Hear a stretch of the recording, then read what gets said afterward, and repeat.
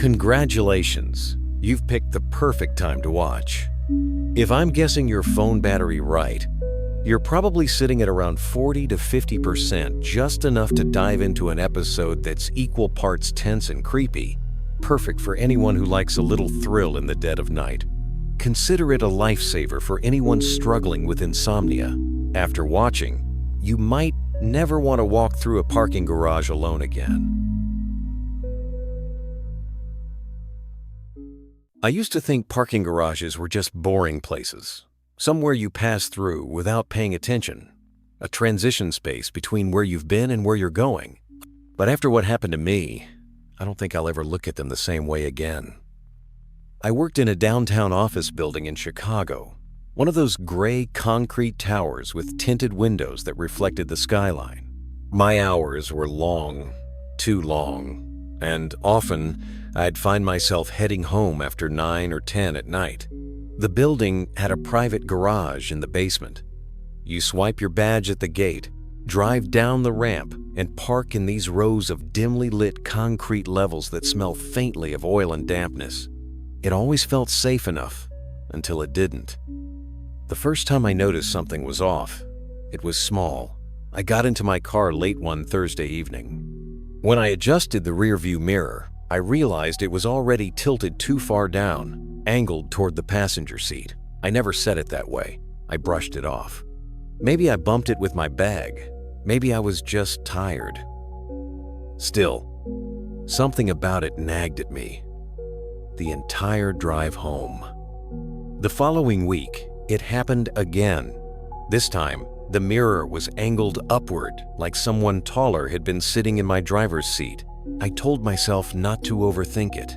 Maybe the cleaning crew moved it while dusting, though I'd never once seen them touch the cars. Then came the night I heard footsteps. It was around 10:15, a rainy Tuesday. I left the elevator into the garage and immediately noticed how empty it felt. The air was heavy with humidity, and my heels clicked against the concrete. Halfway across the level, I heard another set of footsteps echoing faintly, slow, measured. Not behind me exactly, but not far. I stopped. The echo stopped too. A trickle of fear ran down my back, but I forced myself to keep walking. The sound started again just a few beats after mine. I remember gripping my keys between my fingers the way my mother always told me, like claws. I didn't dare look over my shoulder until I reached my car. When I finally glanced back, the row was empty. That night, I double-checked the locks 3 times before I left the garage. The next morning, I thought maybe I had imagined the whole thing. Stress, exhaustion, the mind playing tricks. But then I found something on my windshield, a folded scrap of paper.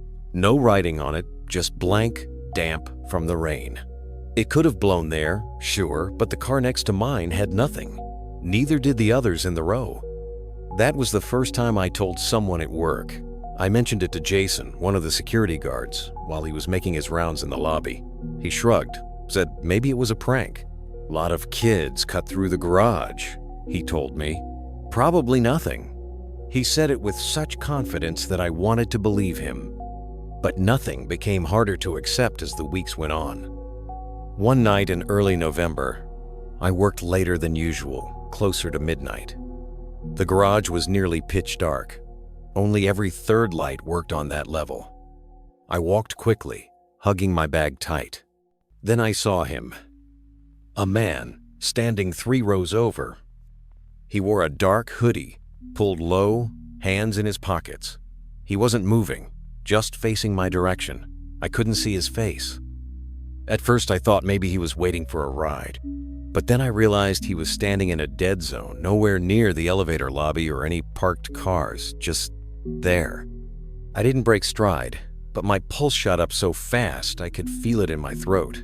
I hit the unlock button on my key fob, the chirp of my car echoing way too loudly in the silence. As soon as I did, the man tilted his head slightly, as if listening. I got in the car, slammed the lock, and started the engine. The whole time, I kept my eyes on him through the windshield. He didn't move, not one step, just kept watching. I drove out of that garage like a bat out of hell. That night, I barely slept. The image of him standing there wouldn't leave me. I debated reporting it formally, but I hesitated. What would I even say? There was a man in a hoodie in a garage? Not exactly a crime. But then, the worst thing happened. 2 days later, Friday night, I came down around 9:30. My car was parked in the far corner, where the fluorescent light above flickered constantly. As I approached, I noticed the driver's side door handle streaked with something. Greasy, smeared, like someone had been touching it with dirty hands. I froze. Then, from across the row, I heard it again. Footsteps. This time they didn't stop when I stopped. They grew faster, closer. I ran. I didn't think, didn't look. I sprinted to the car, yanked the door open, and threw myself inside. As I pulled it shut, something slammed hard against the back panel. A fist? A kick? I don't know. The whole car shook. I jammed the key into the ignition with shaking hands. The engine roared, and I floored it out of there, tires squealing across the concrete. In the rearview mirror, adjusted wrong again, tilted down, I thought I saw movement, the blur of someone running after me. I didn't stop driving until I was halfway home. That weekend, I filed a report with building security and the police. The officers listened politely, took notes, but I could see it in their eyes. Without a face, without evidence, there wasn't much they could do. Still, security promised to review the cameras. A week later, Jason caught me in the lobby. He pulled me aside and lowered his voice. "About the cameras," he said. "The feeds on B3 and B4, they've been down for over a month. Nobody told you?" My stomach dropped. The exact levels where I always parked. I transferred my parking permit the very next day. I started leaving my car in an outdoor lot 3 blocks away, rain or shine. It wasn't convenient, and it wasn't cheap, but at least it was open. Exposed. I never saw the man in the hood again.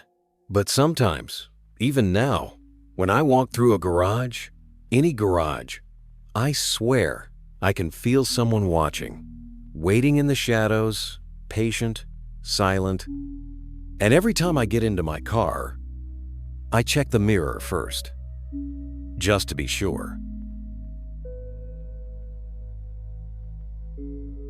There's something about parking garages that plays tricks on your senses. The echoes stretch and twist until you can't tell how close a sound really is, or where it's coming from.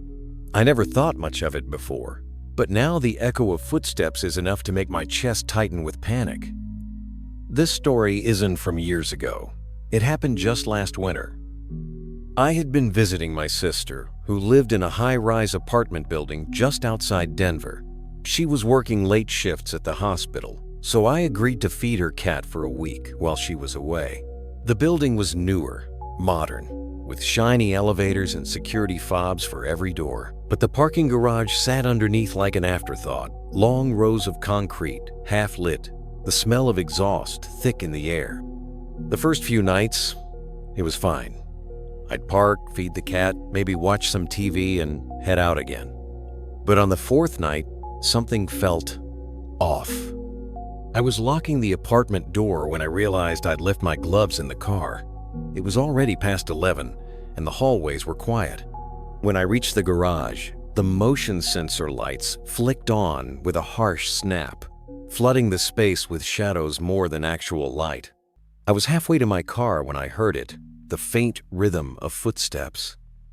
At first, I thought it was just my own echo. But then it happened again. A beat too late, like someone was imitating me. When I stopped, it stopped. When I walked again, so did it. I turned quickly, scanning the garage. Nothing. Just empty rows and the dull hum of a ventilation fan. I forced a laugh at myself, grabbed my gloves from the seat, and locked the car. On the way back to the elevator, though, the sound returned louder now, faster, like someone hurrying to catch up. My heart started hammering. I hit the elevator button 3 times, praying it would come quickly. Behind me, the footsteps stopped again. When the doors slid open, I all but dove inside. As they closed, I thought I saw movement at the far end of the row, a dark outline between the columns. The next night, I nearly skipped feeding the cat, but guilt got the better of me. I told myself it was paranoia. Still, when I pulled into the garage, I parked closer to the elevator this time. That's when I saw it. A shoe print on the concrete, right next to my car. A perfect imprint in a patch of melted snow pointed toward the driver's side door. I hadn't noticed it before, and I knew it wasn't mine. I had heavy boots on, but this was a flat sole, thin, almost like sneakers. I fed the cat quickly, nerves buzzing the whole time. By the time I came back down, the print had half evaporated, but I knew what I'd seen. That night I drove home with the radio off, ears straining for any sound behind me. 2 days later, it escalated. It was around midnight, bitterly cold, and the garage was nearly deserted. I hurried across the concrete, clutching my bag close, when I heard them again, the footsteps. Only this time, they weren't trying to mimic me. They were closing in. Fast. I broke into a run, fumbling my keys, my breath turning to smoke in the air. I could hear them heavier than mine, pounding the concrete. I reached the car, yanked the door open, and slammed it shut just as something brushed the back of my coat. My hand shook so badly I almost dropped the keys. The engine roared, and I sped out of there, heart pounding in my throat. In the rearview mirror, I caught the faintest glimpse. A hood, a figure darting back into the shadows. That was the first time I called the police. They came out, walked to the garage, shined their flashlights into corners. One officer took my statement seriously, but the other kept asking if maybe I'd startled myself. They promised to request camera footage, but my gut told me nothing would come of it. And I was right. The building manager called me the next day. He sounded annoyed, like I was wasting his time. "The cameras don't cover the lower rows," he said. "And we didn't see anything unusual on the ones near the elevator. Probably just another tenant."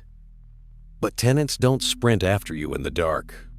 The final night, I should have trusted my instincts and stayed home.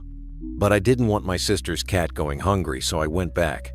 I told myself I'd be in and out in 10 minutes. When I pulled in, the garage looked empty. Still, I parked under a light this time, right by the elevator.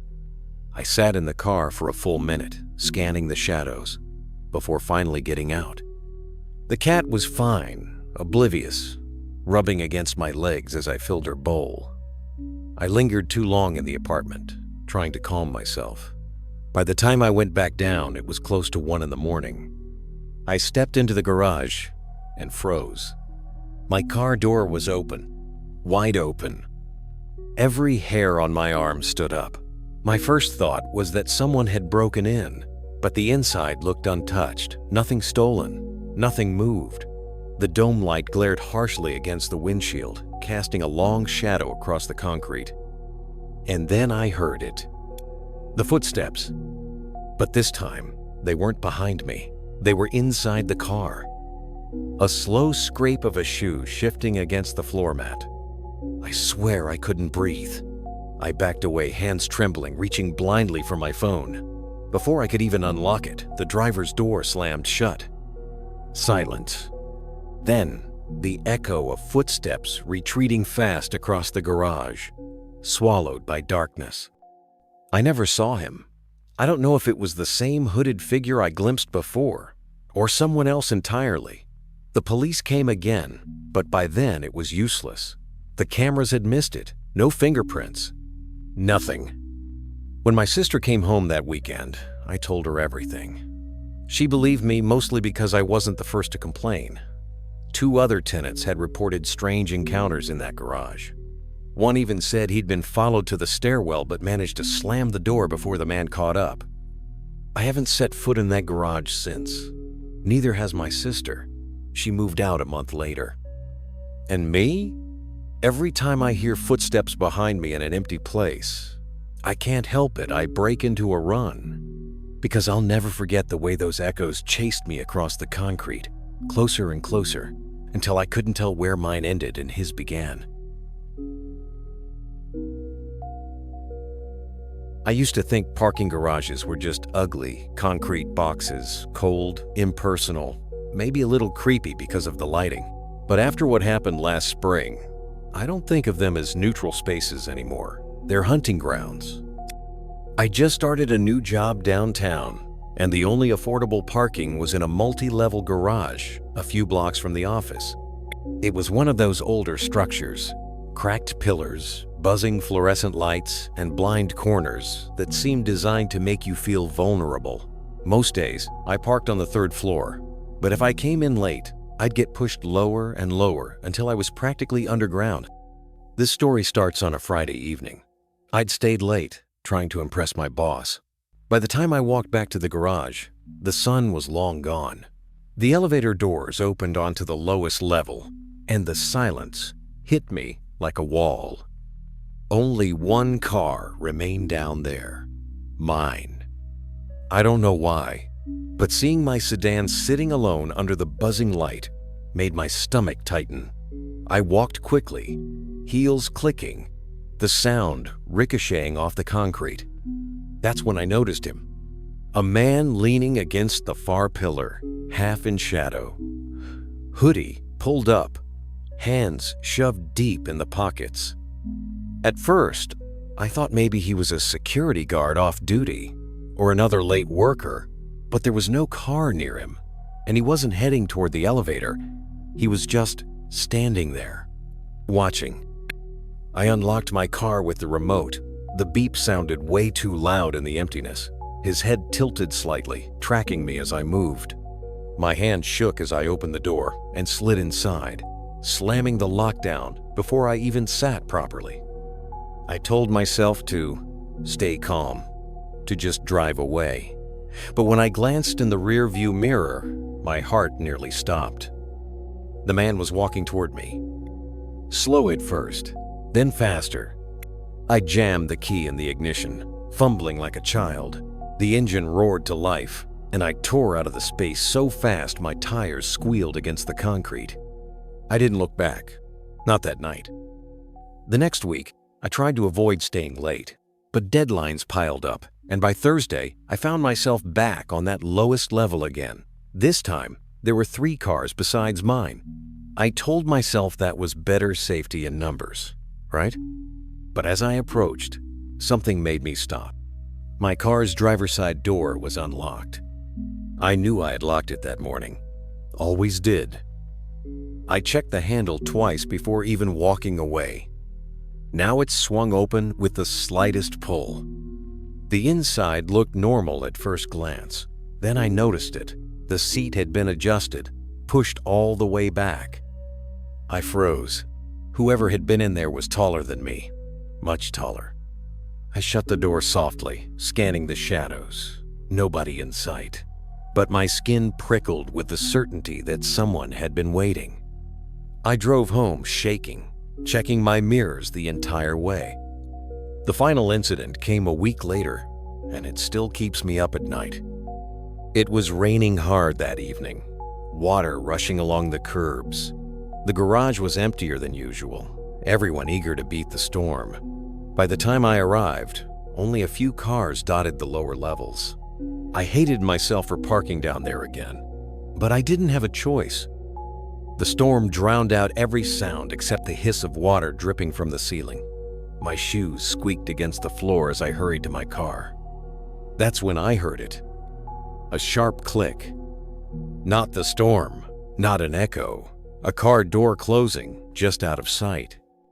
I froze behind a pillar, heart pounding in my ears. Peeking around, I saw him again, the same man in the hood. He was crouched low, slipping between parked cars, moving toward mine. Something cold rushed through me. He thought I hadn't arrived yet. I don't remember deciding to run, But suddenly I was bolting back toward the elevator. My footsteps echoed like gunshots. He must have heard, because he broke into a sprint too, not away, but toward the stairwell. That's when I realized his plan. If I waited for the elevator, he'd cut me off at the stairs. I didn't think. I veered right, darting between two cars, crouching low like I'd seen him do. My chest burned from holding my breath. I heard his sneakers squeal against the floor as he changed direction, hunting me like prey. I slid under a pickup truck, pressing myself flat against the oily concrete. His steps grew closer, then stopped.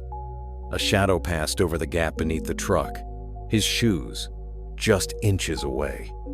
He stood there for what felt like forever. I could hear him breathing slow, steady. Then, finally, he moved on. I waited until his footsteps faded, until the storm's roar swallowed every sound. Only then did I crawl out, scraping my knees bloody against the cement. I didn't even go for my car. I ran. Up the stairwell, out into the rain, straight into the street without looking. A horn blared as a cab nearly hit me, but I didn't care. I flagged it down and begged the driver to go anywhere. Just go. I never went back to that garage. I had my employer cancel the pass, and I paid extra for a surface lot 2 blocks away. Expensive, yes, but at least I could see the sky, the people, the exits. To this day, I don't know what he wanted. Robbery? Assault? Something worse? All I know is that I was the last car on the lower level that night, and the way he stalked me, patient and precise, told me it wasn't the first time he'd done it. Maybe not the last either.